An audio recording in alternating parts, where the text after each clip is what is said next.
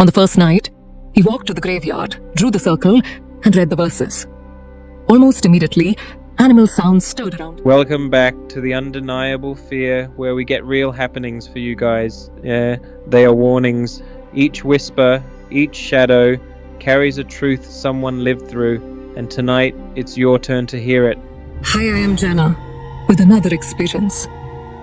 The story is sent by Joseph. He told the real happening about his uncle. He said, in the mid-1960s, my uncle, then in his mid-30s, became consumed by an obsession with black magic. He devoured every book he could find, scoured libraries for hidden grimoires, and sought out anyone who whispered knowledge of the occult. What he learned, through half-forgotten tomes and shadowy rumors, was that true mastery demanded something darker, command over evil entities. One evening, while speaking to a bartender and a few friends about his research, a man with an uncanny, unsettling smile walked up to him. Without introduction, the stranger asked, "Do you want to control evil souls?" My uncle, entranced, answered yes. Strangely, he never thought to ask who the man was, nor how he knew of his secret obsession. It was as though the stranger's presence told his reason. The man took him by the arm, led him outside, handed him a folded piece of paper, and gave him precise instructions. A 41-day ritual to be performed each evening at sunset, within a circle traced beside a lonely, forsaken graveyard.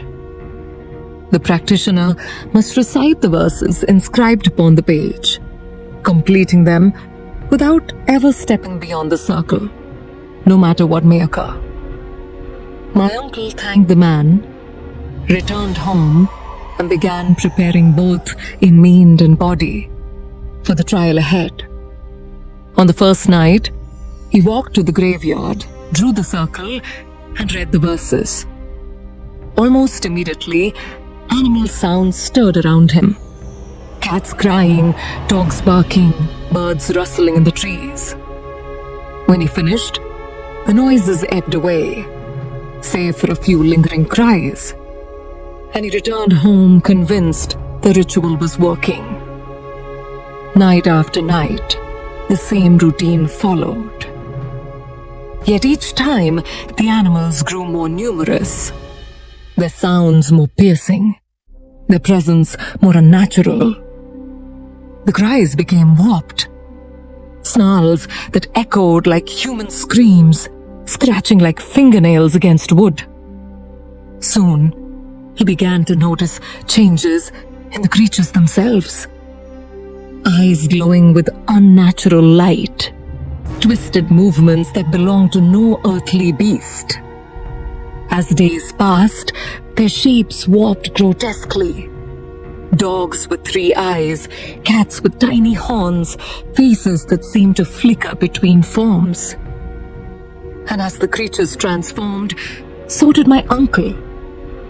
He grew quiet, withdrawn, and unreachable, refusing to speak or engage with family. Their worry deepened into dread. They begged him to stop, but he seemed deaf to their pleas, locked in the unyielding rhythm of the ritual. By the 41st night, the air itself felt different. Sharp, cold, heavy with an unseen weight. Before he had even finished drawing the circle, the creatures had gathered, surrounding him in a frenzy of howls and screeches. Still, he stepped inside, raised the page, and began to read.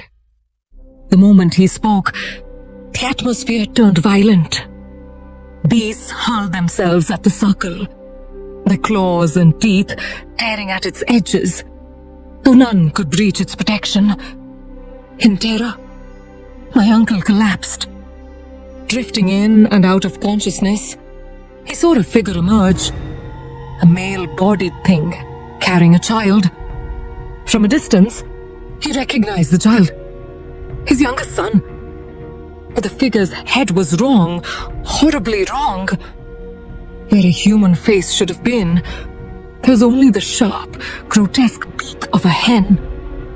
Then came the voice, not spoken, but felt deep in his bones. Stop the ritual, or it will harm your child. Panic surged through him. He tried to flee, stumbling toward the edge of the circle. But the instant his leg crossed the boundary, he collapsed. When he awoke, he was in a hospital, surrounded by his family. To his horror, he discovered that the part of his leg that had crossed the circle was gone, erased, as if it had never belonged to him. Weeping, he told them everything. The loss shattered him. Over the next year, his mind unraveled. He spent hours staring blankly at the sky, muttering to himself, sometimes screaming if anyone suggested taking him to a doctor. He became a husk of the man he once was. Fearful, broken, consumed by paranoia. He warned his family in fragments and half sentences, never to let him leave. In the end, both his mind and spirit gave way. He died some years later, leaving behind a family haunted by unanswered questions, forever wondering if the forbidden power he pursued had ever been worth the terrible price. Oh my gosh, this is truly terrifying. If you're enjoying our stories, why not become part of the family by sharing your own real experiences? Jenna will select the most terrifying story to narrate, and even better, the story that gets the most likes will win a special giveaway for its sender.